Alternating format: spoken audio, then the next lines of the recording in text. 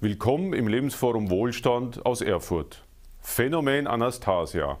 Geehrte Zuschauer, es geht weiter in unserer Serie mit Band 3, Teil 2, Raum der Liebe.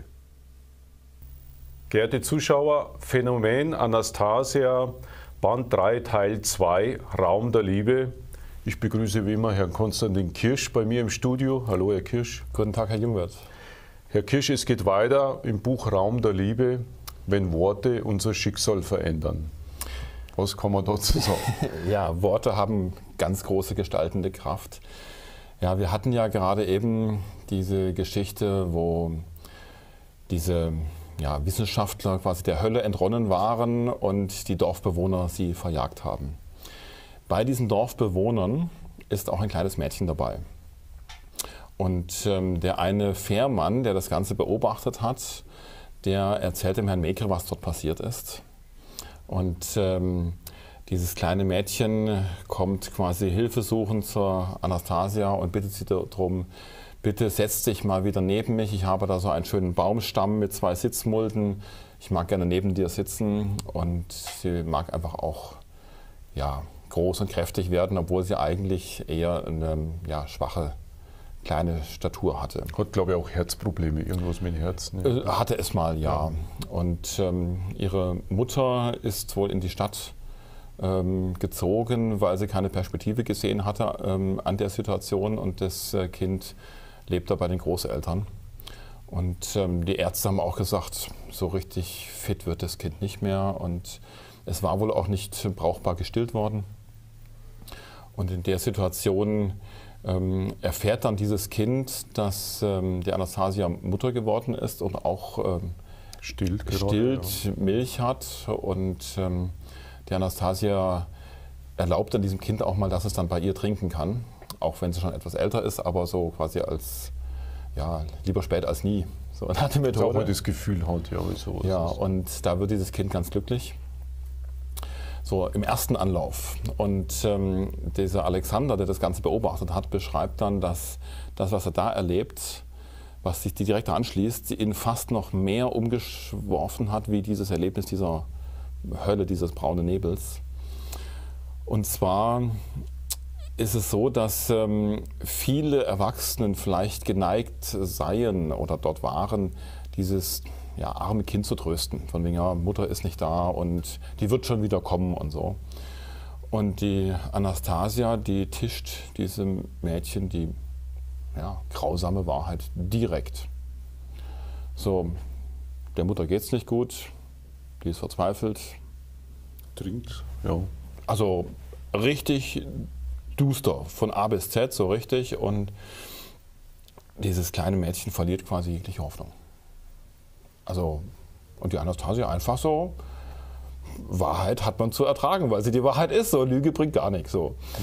Und dann sagt die Anastasia zu diesem Mädchen, du bist die Einzigste, die deine Mutter glücklich machen kann.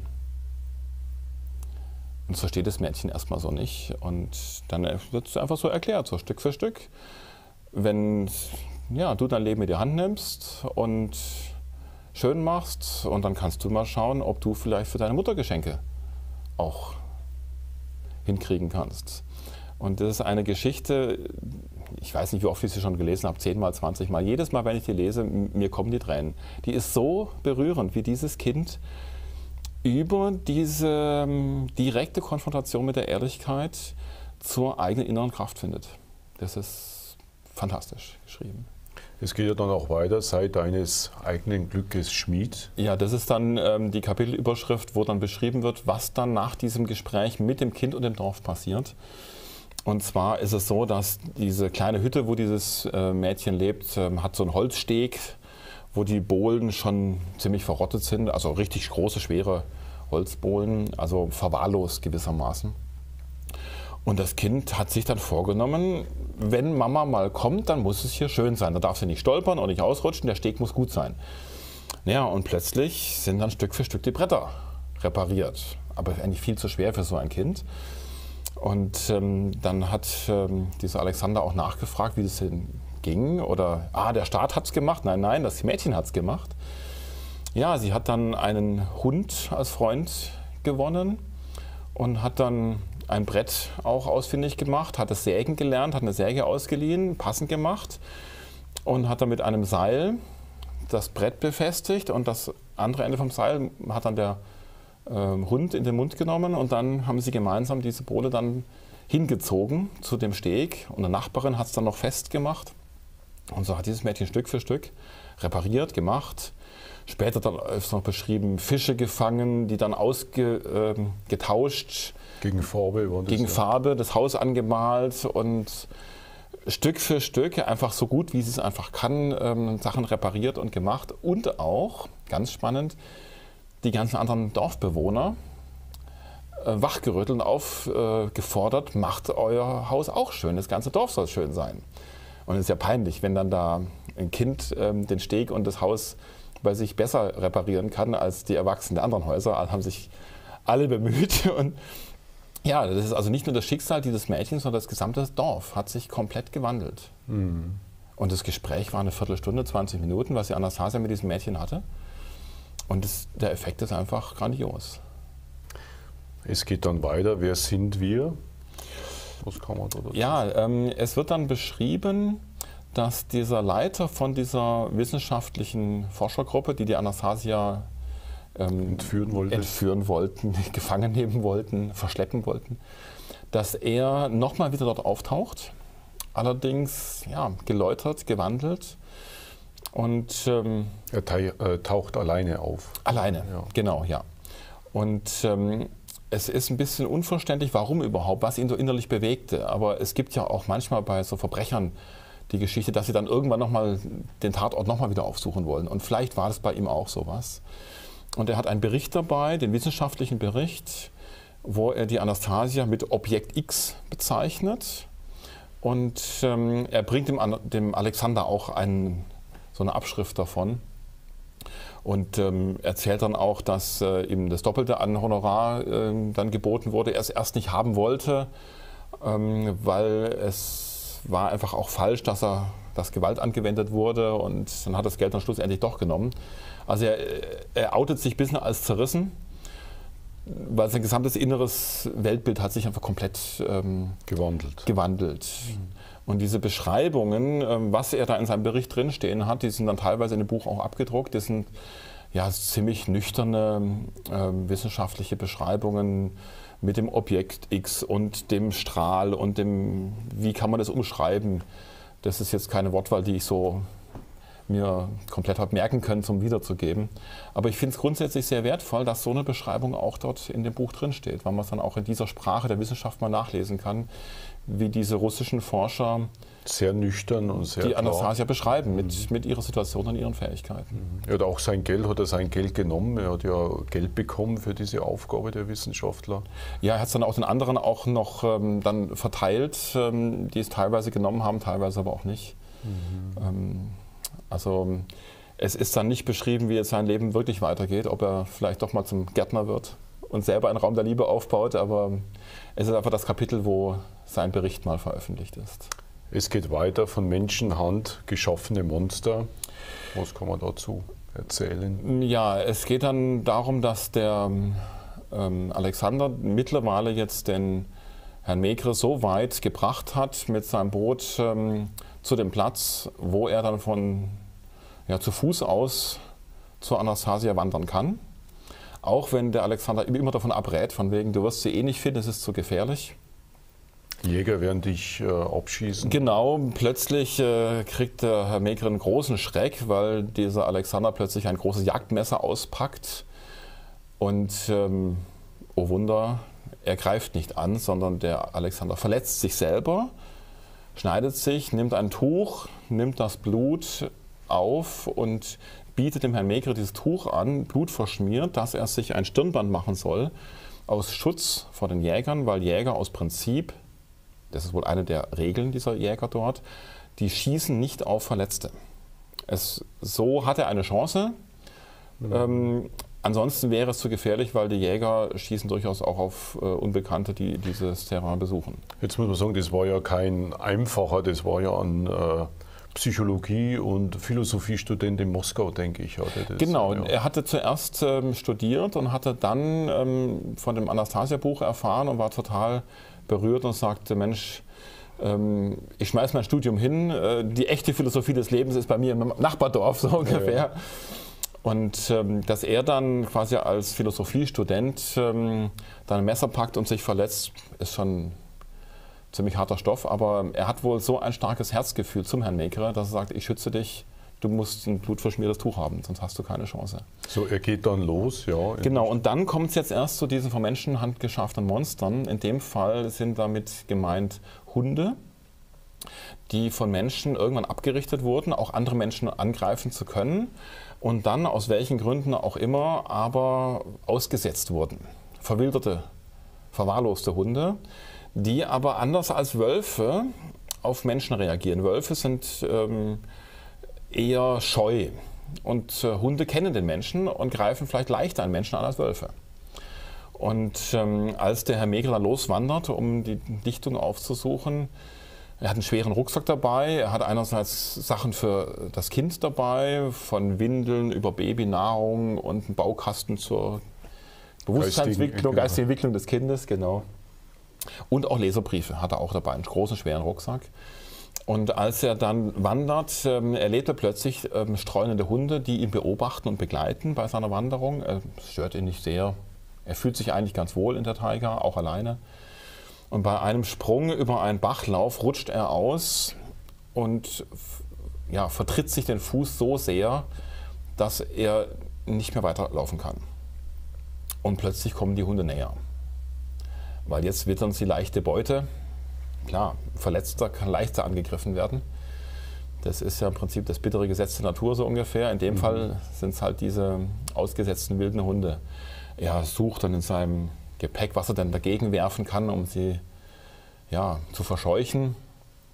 Und ja, er wird dann fast angegriffen, weil dann quasi im letzten Moment die Anastasia ihm zu Hilfe eilt. Und gleichzeitig kommen auch noch Wölfe.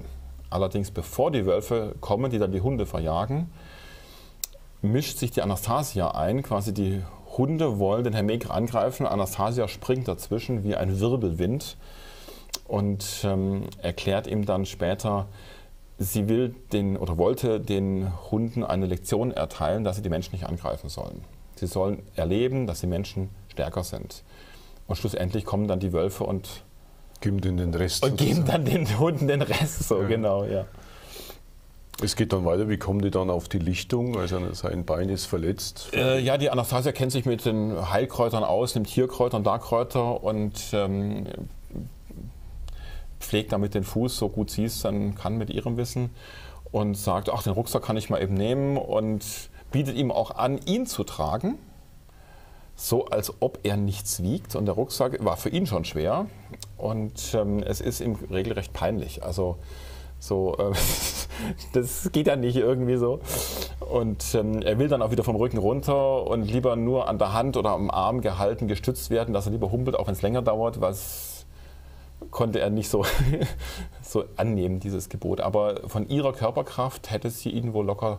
Es gibt eine Szene, wo er ausrutscht und fast hinfällt und sie ihn ganz elegant mit einem Arm auffängt. Und dabei noch locker weiter redet, als ob nichts wäre. Ja, genau. Also, sie hat wohl Kräfte, die durchaus besonders gut ausgebildet sind. Sie kommen dann an in der Lichtung? Ja, das ist dann im Prinzip das ersehnte Ziel vom Herrn Mekere, endlich seinen Sohn sehen zu können. Und sie sagt dann immer wieder noch so, Ruhe, Ruhe, keine Hektik und auch im Besonderen diese gesamten Sachen, die er mitgebracht hat.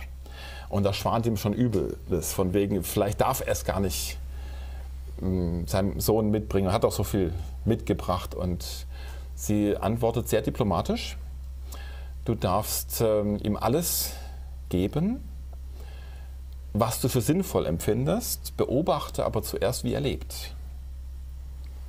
Und da war er sehr froh, dass es nicht sofort erstmal komplett weggebügelt, alles Blödsinn, sondern wir legen den Rucksack hier mal ab und es beobachte ihn erstmal.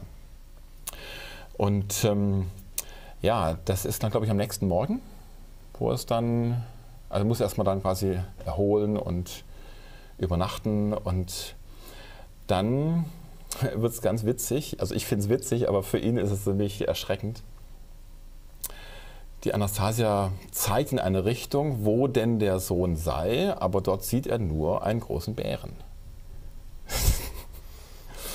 Und es ist so, im größeren Bild gesagt, erklärt die Anastasia ganz grundsätzlich, dass die Schöpfung, das Leben, die Pflanzen und die Tiere wie eine Amme sein können oder sollten für den Menschen.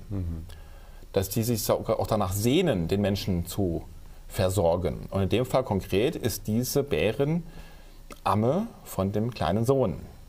Das heißt, am Bauchfell, wo es ganz weich und warm ist, da schläft der und die Bärin schützt das Kind. Und das ist für den Herrn Maigret fast zu viel.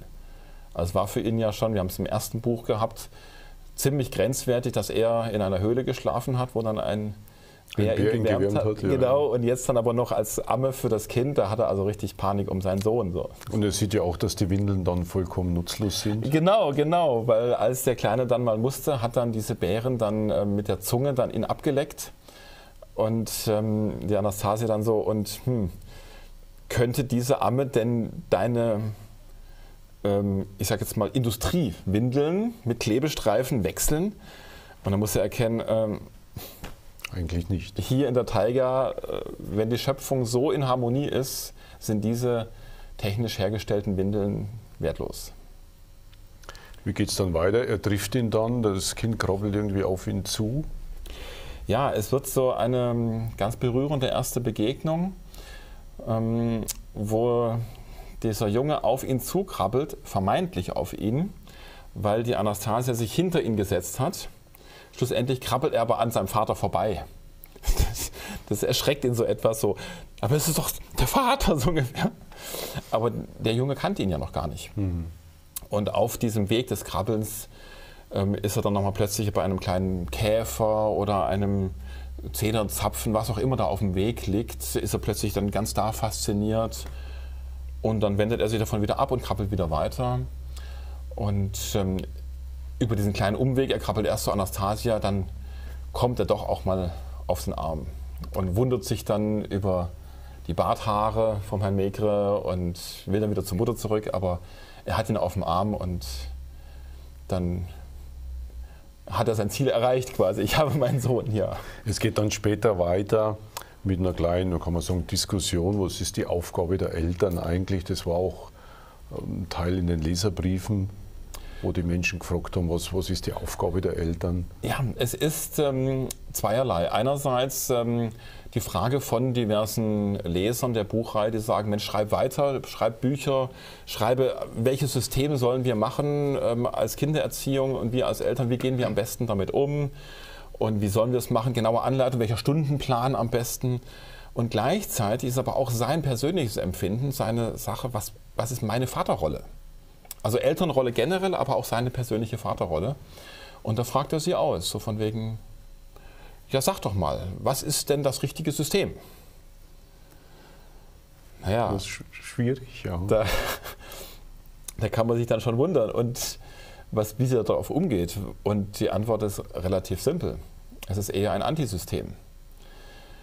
Und sie sagt ganz einfach, wenn du rausschaust, wenn die Sonne aufgeht, und dann eine Blume, also eine Knospe, sich zur Blüte öffnet, dann hat diese Blüte keinen Stundenplan nach irgendeiner Uhrzeit. Sie richtet sich nach den Ereignissen, die in der Schöpfung gerade geschehen. Und da braucht es keinen Stundenplan, da braucht es keine Uhr. Da ergibt sich das eine mit dem anderen. Und so auch bei Kindern. Beispielsweise sagt die Anastasia, das Kind ist quasi wie ein Engel, wie eine Gottheit und gehört wertgeschätzt. Man kann dem Kind Fragen stellen und man kann dann an den Antworten des Kindes sich selber auch erkennen, lernen oder die steigen an der Aufgabe, an der Persönlichkeit. Ja. Genau, oder man kann dann vielleicht lernen, passendere Fragen zu stellen. Und ganz wichtig ist es, die Gedanken des Kindes nicht zu unterbrechen. Zum Beispiel, wo es gekrabbelt ist und war plötzlich an einem Käfer fasziniert. es wäre falsch gewesen, das Kind zu unterbrechen und sagen, hallo, hier ist es dein Vater. Weil in dem Moment hatte es gerade Interesse an diesem Käfer. Der Moment für den Vater kam dann, wenige Minuten später. Quasi keine Hektik. Lasst die Kinder sich mit dem beschäftigen, was sie gerade interessiert. Es kommt ja dann noch zu einer sehr interessanten Szene in luftigen Höhen seelischer Erkenntnisse.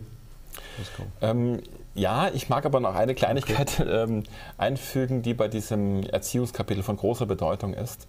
Und zwar geht es darum, dass die Anastasia offenbart, es gibt eine Macht, die stärker ist als vermeintlich Gott. Und zwar eine Kraft, die zwischen dem Kind und Gott steht. Und das sind die Eltern. Das ist eine ganz spannende Sache, wo wirklich erklärt wird, diese Bedeutung der Eltern und auch das Problem der Eltern. Dass diverse Systeme immer wieder die Eltern auch genutzt haben, um die Kinder von der Schöpfung wegzubringen. Und dann geht es jetzt zu einem Punkt, was bietet sie denn auch als Kindererziehung? Und da kommen wir dann zu dieser Erkenntnisse in den lüftigen Höhen. Ja. Und zwar geht es jetzt in dem Fall um einen Adler.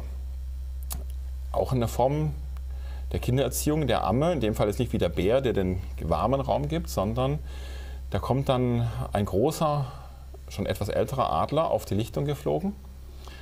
Und das ist wohl ein Standardritual bei dieser Zivilisation, dieser Menschen in der Taiga. Der greift dann dieses erst junge Kind, er greift es mit seinen Krallen an den Schultern und muss sich zwar mühen, weil es ein gewisses schweres Gewicht ist, und trägt dieses Kind in die Luft und zieht diverse Kreise, so weit, dass nur noch ein kleiner Punkt am Himmel ist, und setzt dann dieses Kind ganz sorgfältig unten wieder ab, so gut das kann. Gut, fällt mal kurz hin, aber das kann sich dann sofort wiederum so weit dann auch wieder aufsetzen. Und die Anastasia kann sich im Prinzip auch noch daran erinnern. Das ist mehr so eine Art Empfindungserinnerung, weil in so jungen Jahren ist die Erinnerung etwas anders, als wir uns heutzutage in unserem Alter an Sachen erinnern. Aber es ist so eine Art Dimension der Grenzlosigkeit. Wenn so ein kleines Kind so hoch in der Luft schwebt, dann sieht es quasi den gesamten Planeten und nicht nur die kleine Lichtung.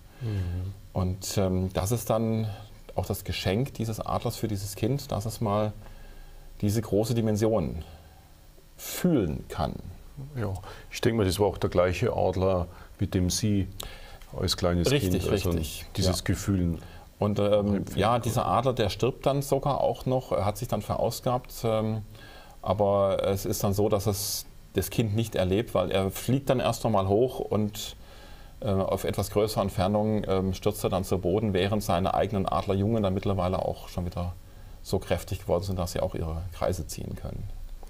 Herr Kirsch, haben Sie noch einen schönen Abschluss für den Teil 2, ein schönes Zitat? Ich habe da noch ein Zitat herausgesucht. Mit dem lichten Elan der Inspiration wurde einst der Mensch vom Urschöpfer geschaffen und die Erde war sein Paradies. Nichts und niemand kann über die höchste Schöpfung des Urschöpfers gebieten. Seine Macht der Liebe und seine göttliche Inspiration wohnen bereits in jedem Menschen, der auf Erden geboren wird. Vielen Dank, Herr Kirsch. Liebe Zuschauer, wir sehen uns gleich wieder mit Teil 3. Liebe Zuschauer, Phänomen Anastasia. Das war der zweite Teil zu Band 3, Raum der Liebe. Freuen Sie sich auf Teil 3. Bis bald und auf Wiedersehen.